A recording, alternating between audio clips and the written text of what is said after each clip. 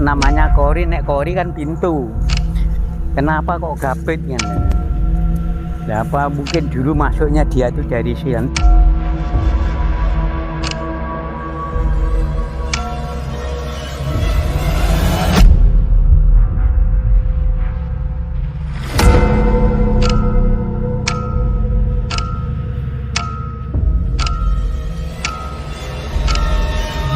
Kalau kita lihat sekilas seperti makam, namun ini bukan makam. Bukan petilasan.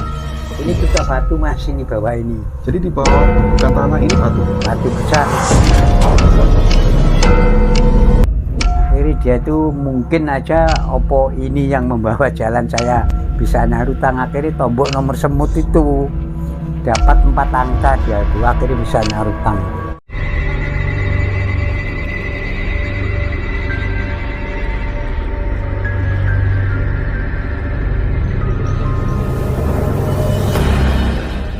Oke teman-teman, jadi masih di Alas Ketonggo dan masih ditemani Mbah Suyitnyo selaku juru kunci.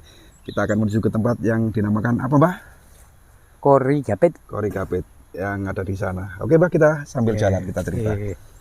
Ya, kenapa Mbah kok dinamakan Kori Gapit? Ya, kalau soal tanya nama, saya tuh nggak ngerti kok namanya kori, nek kori kan pintu. Kenapa kok gapit kan? Nah, apa mungkin dulu masuknya dia tuh dari sini kan nggak tahu itu loh mas. Bisa jadi di sana kan, itu adalah pintu gerbang kan? Ya kan gitu, kok kori gapit gitu. Tapi ternyata yang tinggal di situ, yang jaga di situ itu kan Poro Patih karo Wadyabolonya. Jadi Brawijaya topo di sana tuh dia yang jaga di situ tuh pengikut-pengikutnya. Jadi lebih dikenal juga dengan pertapaan Prabu Brawijaya. Iya.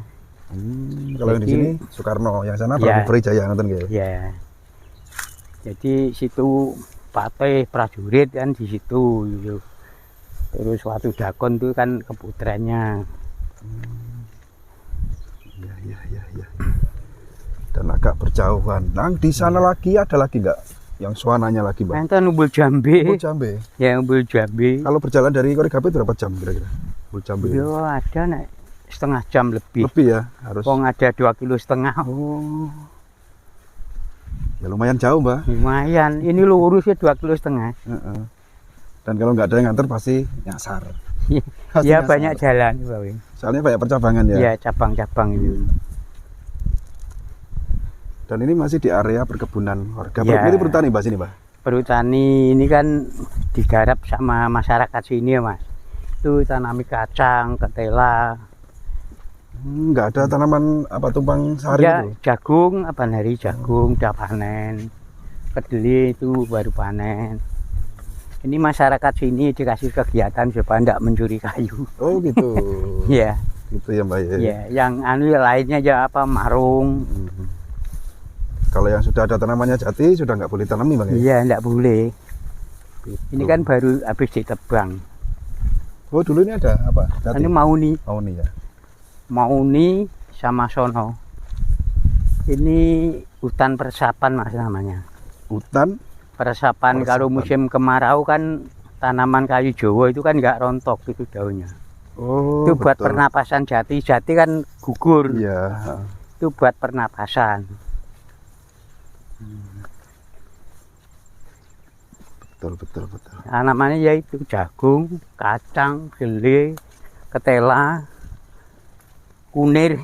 Ada kunir juga ini. Ada dua cungkup di sana Mbak, 3 kalau nggak salah nggih. Sama apa itu? Oh nggih, yang satu dapur. Yang satu dapur, yang satu pendopo, yang satu pundennya. Kok ada dapurnya Mbak? Ya kadang-kadang orang bermalam di situ. Oh gitu. Ya. Jadi masak-masak sendiri gitu Ya, di situ ya. masak sendiri. Masih sering Mbak didatangi ziarah gitu. Sering ini mobil-mobil ini. Bawa mobil juga ke sini. Iya, mobil ini. Ini kan orang ke situ. Dan orang dari jauh juga Mbak ya? Iya, orang jauh ya. Tidak mau jalan kan bawa mobil gitu. Ya ini bekas mobilnya ini. Bukan mobil ngangkut hasil panen ya? Enggak, panen itu diangkut tidak motor sama orang sini ya sebabnya. Yang bau kan orang sini. Bau namanya Mbak? Iya, bau. Baru dengar saya bau. Bau itu garap gitu ya. Ya garap gitu. Nah, kita hampir sampai ya. Hampir sampai yang dinamakan Kori Gapit yang diduga ini mungkin dulu pintu gerbang masuk ke Alas Ketonggo, ngoten Bang ya. Ya namanya kok Kori Ya, Gapit. Kori itu pintu Gapit itu terjepit atau digapit gitu ya. Apa dulu mungkin mau masuk sini ada kayu gini ya enggak tahu Bisa ya. jadi ada zaman gempuranya sudah ambruk atau apa gitu dulu. ya. Ya, ya. Nah, sebelah Bisa kanan di ini yang Kori dapur ini, Gapit. Mbah. Itu dapurnya. Ini dapur. Ini pendoponya. Nah, yang ini pendoponya. Ya, yang sana itu pundennya. Nah, di sana itu pundennya. Unik ini pundennya ini seperti gunung. Iya, Mbah. Ya ada tanahnya. Yang tanahnya itu enggak ketika digempur naik lagi ngeten nggih. Ya dulu tanahnya sana di Palenggan sana dulu. Oh, gitu. Di sana digempur. Nah, Dan bentar. dipindah sini tuh. Ini pendoponya, Bang nggih. Ya. Nah, ini pendoponya. Lah di situ kok banyak patung. Ya patung-patung. Nah, itu ya. Lebih ke kerajaan, Bang nggih. Prabu Brawijaya V. Iya, Brawijaya V, Bang. Prabu Brawijaya V. Ya itu. Yuk, kita ke sana. Itu patih paling. Patih. Ya. Patih Singomenggolo itu. Oh.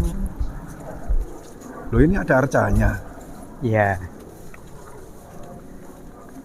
Sekarang kasih harga. Nah, kita sudah sampai di sebuah tempat.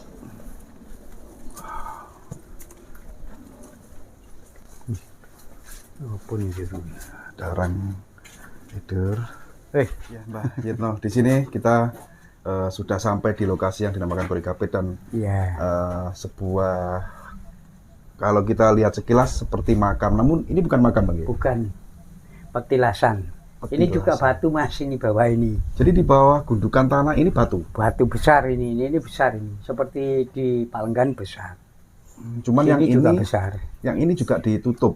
Ya Keramik. ditutup keramik ini supaya ndak kok. Maksudnya nek orang sekarang kan nantinya doa itu tempatnya ya bersih, ya ndak hujanan gitu. Lebih nyaman gitu, Bang. Ya kalau orang-orang diaspora ya biar itu aja. Apa adanya ya. Apa adanya itu kalau orang kebudayaan. Nah, ini tanah, Mbah, yang kita buat penasaran. Tanah ini ditaruh atau seperti apa ini, Mbah? Oh ini tumbuh sendiri. Tanah ini tumbuh sendiri. Dulu sini tidak ada tanahnya Mas dulu. Yang ada di Palenggan sana. Ya sama ini. Tumbuh sendiri itulah. Waktu itu tanah itu habis diambil sama orang Bluro, orang Pati, orang Kudus, orang Demak. Nah, saya tanya itu buat apa? Menurut dia itu katanya buat tolak tikus di sawah. Tolak aman. Jadi bawah itu banyak-banyak. Itu bawa kruesek besar-besar itu. Akhirnya di sana itu surut, kok sini ganti yang timbul begitu loh. Oh, yang di sana yang di Iya, bawah. yang di Palenggan itu dulu di pas tengah tuh buyak gini nih. Nah, sana habis diambil orang itu. Kan akhirnya sampai dalam di gerong itu kan nggak boleh. Krowok ya? Iya. Krowok. Terus akhirnya nggak boleh. Terus berapa bulan kemudian nih ganti sini yang timbul sampai sekarang itu. Jadi ketika di sana krowok, sini malah naik. Iya, mau naik. Jadi dulu sini tidak ada ya, cuma rata gitu aja. Bukan rayap, Bang ya? Ya mungkin rayap. Mungkin rayap. Tapi Ya? wong bawai batu loh. Seandainya rayap kan mungkin bawahnya Ya kayu. mungkin anu kan anggur apa lebih baik ya di situ deh. Tonggak di kiri kanannya toh. Nah, kan Kenapa di sini kok milih banyak batu? tunggak. Kok kenapa di sini? Apa kok di sana lo kan lucu. Ada kaitannya dengan yang di sana. Ya, Ya. mungkin kan ya itu ada kaitannya. Nah, dinamakan Kori Gapit yang tadi Ya. kita sudah sepil seperti apa tadi. Awal mula, Mbah, ditemukan ini, Mbah. Siapa yang menemukan dan seperti apa, Mbah? Loh, ya nemukan ya nenek moyang kula riyen sing riyen, boy. Dari leluhur sudah. Dari dulu sudah namanya ya wis Kori Gapit itu. Singomenggolo begitu. Singomenggolo. Tapi Ya. berupa batu, Bang ya. Ya tapi batu besar gitu. Ukuran inilah boy, batu besar. Dulu ada pohon ri tanjang. Kelampis bukan? Bukan, pohon duri tanjang itu rine sing gini, buah seperti kelampis tapi bukan. Nah, buahnya bundar-bundar saat gini. Tapi akhirnya mati dibangun itu kok ya mungkin dipateni lah dibangun ini. Ini yang merenovasi sebagus ini dari pihak warga sini atau Masyarakat ya, masyarakat lokal sini? masyarakat lokal ini. Swadaya Bang ya. Swadaya. Jadi mungkin dia berdoa di sini terus merasa berhasil terus akhirnya dia tak dandanane mungkin gitu bisa. Berarti dari salah satu pelaku ritual ya, yang pernah berdoa berhasil di sini dan ya, sukses. Ya, betul. Itu yang berinisiatif membangun tempat ini. Ngoten nggih Bang ya. Oke. Dan ini kan kita lihat banyak sekali ada juga kotak itu. Ya, kan dulu cuma ini. Ini dulu yang bangun ya yang dapat nomor dari sini tuh. Dapat nomor. Oh iya Mbak, saya juga sedikit membaca artikel bahwa Korigapit itu sering ya digunakan orang ritual untuk minta nomor togel dulu ya. Dulu zaman SDSP gini Mas. SDSP betul. Namanya Mas Joko itu kan waktu itu jadi manajer KUD. Waktu itu dia punya hutang itu 45 juta. Saking bingungnya. Setelah ya gitu. Ya, akhirnya yo ritual di sini, ritual di sini. Kalau dari sini tuh dia tuh membawa makanan ya seperti tempe gembuk goreng, limpong gitu. Kan dulu belum ada warung sini, masih peteng dedet belum ada lampu. Oh, mbah bekal gitu maksudnya? Iya, mbah bekal dari desa sana ke sini.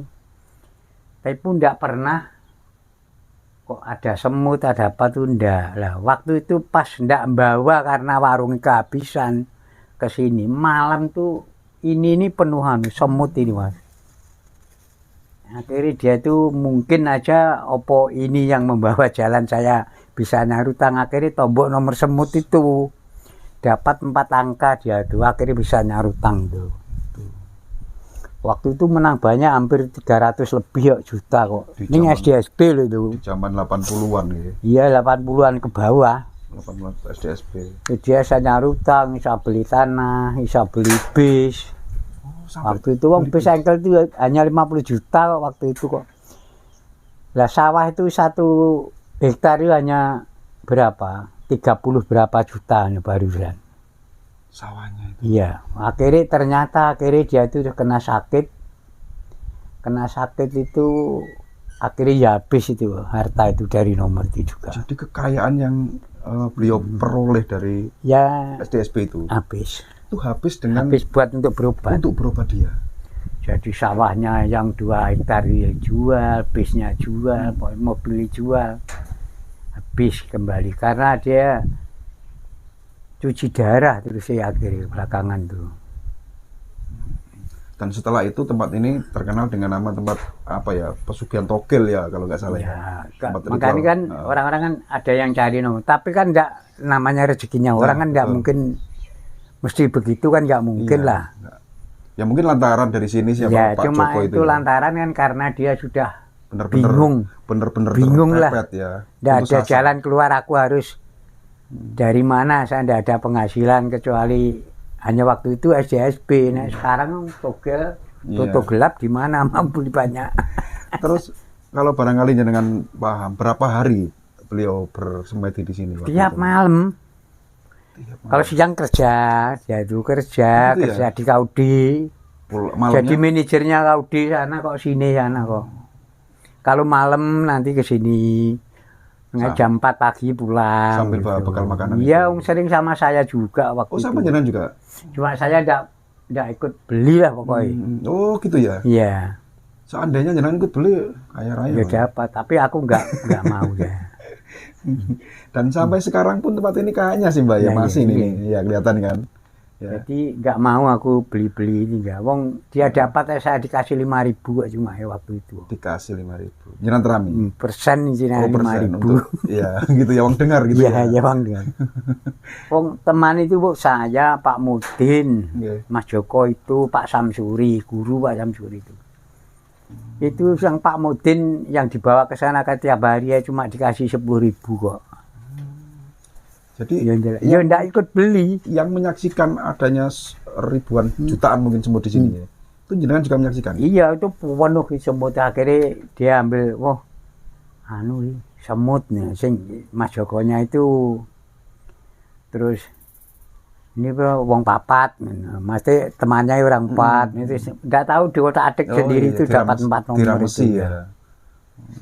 Tapi ya memang rezekinya dia lah. Wong akhirnya teman ini tidak ada yang ikut beli kok. Yang termasuk jenengan juga toh. Ya kulo, Mbah Mudin, Pak Samsuri itu tidak ikut beli ya. Nggak ikut ya tidak apa-apa lah, tapi dia delalah pokoknya sudah delalah. Iya, sudah. Tidak kepingin gitu loh. Iya. Akhirnya Mas Joko bisa nyaur itu hutang di Kaudi karena kalau enggak kan seminggu lagi dia kan tetap di penjara kan gitu. Karena utang itu ya. Utang. Dia kan manajernya Kaudi. Penggelapan ya, penggelapan uang. Mungkin saiki yo korupsi. Ah iya korupsi betul. Tapi waktu tahun itu 50 juta, 45 juta ya banyak kok. Banget 1.000, 100.000 itu bandingannya ya waktu itu ya. Iya, terus akhirnya iso nyaur utang tuh sisanya belikan sawah, bisnya 2, sawahnya 2 hektar. Terus mobil Cherry 1, terus mobil Kijang Doyok itu 1, tapi ternyata akhirnya ya habis, kembali ke asal usulnya lagi. Yang didapat dari seperti itu, ya kan kembalinya pasti ya dengan jalan seperti itu. Dulu waktu itu memang ngomong, nek dapat iso nyaur utang mau kasih omah inilah, ndak dikasih mah. Oh pernah nazar? Ya, dia ngomong, besok aku nek iso anu tak doane omah nih ngomong. Akhirnya tidak dikasih kali, malah sudah mendekati ya, sudah cuci darah ke Jogja sana cucinya. Baru ingat. Itu yang di apa itu bapak angkatnya itu bilang sama Pak Mudin, tekokno diitno Pak Mudin, dhisik Mas Joko ki omong apa ning kok gabet kan gitu. Lah jam 4 sore gitu Pak Mudin ke tempat saya, Mas Joko dhisik omong apa? Lah kan dhisik lho omong arep ngetu omah ora diduki iki piye? Karo arep mbledhes kok ora mbleh kula ngaten. Akhire ku anu Mas, mari Mas. Mari, loro niki mari tapi ndak lama juga. Sembuh. Bar ngetuki rumah ini, bar mbledhes di sini ku sembuh. Sembuh sudah. Periksa ke Jogja wis saran cuma 1 bulan sekali, tapi kan sudah rusak awak itu kemarin. Sudah lama gitu. Kelamaan. Akhirnya sampai meninggal itu. Tapi ya namanya orang meninggal kan ada yang mungkin di anu sana. Mungkin ya tanah yo yang mati. Iya. Wong mati urusan Gusti Allah kan. Itu. Luar biasa sekali. Jadi nih teman-teman, sebuah gundukan tanah yang ini apa ya? Yang duduk di sini kan yaitu Patih Singomenggolo sama prajuritnya. Patih Singomenggolo ya. Ya. Bukan Prabu Brawijaya bukan. Bukan. Prabu Brawijaya topo di sana. Dulu kan belum ada jalan Mas ini, belum masih hutan belantara kan dulu. Jalan kan Belanda yang bikin. Zaman Mojopahit 1407 Biro itu kan masih hutan belantara sini ya. Dan waktu kejadian itu juga masih hutan. Masih hutan belantara sini, masih alam semua kayu nih. Pernah nggak Mbah ada kejadian, jangan kan desanya kan rumahnya kan nggak jauh dari ini, ada seperti cahaya di malam hari? Oh banyak Mas, sering nih cahaya itu waktu tapi belum ada listrik. Itu hari-hari tertentu lah keluarnya itu. Kadang-kadang itu ya keluar itu sampai separuh jati itu ya pewadang gitu, tapi nyala gitu. Ya nyala pewadang itu seperti awan gini. Tapi kalau dilihat dari jauh sana ya enggak. Nah, waktu sini mengeluarkan lampu banyak itu lihatnya malah dari Kerambi, di sini tidak ada. Tapi kalau dari Kerambi sana kelihatan Serigati, Kali Tempur itu kelihatan. Dulu tahun berapa tuh? 90 berapa itu loh. Ya, intinya ya mungkin ya ini kerajaan gaib atau perkampungan gaib ya, atau apa. Kalau gitu. Menurut sejarah kan hutan di Pulau Jawa itu kan ada 4 hutan yang misteri. 1 Purwo, 2 Ketonggo, 3 Roban, 4 Larangan Jawa Barat. Itu ada seperti Purwo ya buat lagu orang Mojopahit, sini Mojopahit. Roban ya terkenal. Iya, hutan itu hutan. Tuh ada lagi hutan Sancang, Garut ya. Itu ya. Hutan larangan itu, namanya, ya. Itu yang buat lagu Brawijaya itu. Oke. Mbah Yetno terima kasih. Jenengan sudah berkenan mengantar kami walaupun agak sakit kakinya tapi alhamdulillah sampai juga Bang ya. Iya. Di lokasi yang Iya. di mana ini dulu punya cerita bahwa pernah ada orang sukses di tempat ini. Tapi jangan dijadikan contoh ya kita Ya, pilih yang baik ya, lah. kalau ada jalan yang lebih baik, lebih usaha yang lebih baik lah. Kesannya seperti sirik gitu ya, kesannya sih ya, tapi semua itu kan berdoa itu dimanapun tempat bisa Bang ya. Ya itulah seperti di sini kan Mas Joko kan tetap ada yang kuasa tidur sini kok ndak bawa makanan kalau banyak semut penuh. Nah, itu kan namanya wong semut yang punya ya Gusti Allah. Nggih. Jadi Kejadian itu dia disimpulkan jadi rezeki kan urusannya orang masing-masing gitu ya. ya petunjuknya seperti itulah. Ya. Mau tuku ya kena, ora ya kena ya. Iki Nyatanya kan. yang ikut ya ndak beli kecuali Mas Joko sendiri ya. Iya. Oke, Mbak Retno, semoga jenengan Oke, segera sembuh masih. sakitnya dan Iya. terima kasih teman-teman sudah menyaksikan tayangan kali ini sampai selesai. Mohon maaf apabila ada kesalahan, ya baik itu dalam narasi yang kami sampaikan maupun tayangan dalam video kali ini, karena sebagai manusia biasa tentu kami tidak luput dari salah, hilaf maupun lupa. Saya akhiri, Assalamualaikum warahmatullahi wabarakatuh. Waalaikumsalam warahmatullahi wabarakatuh.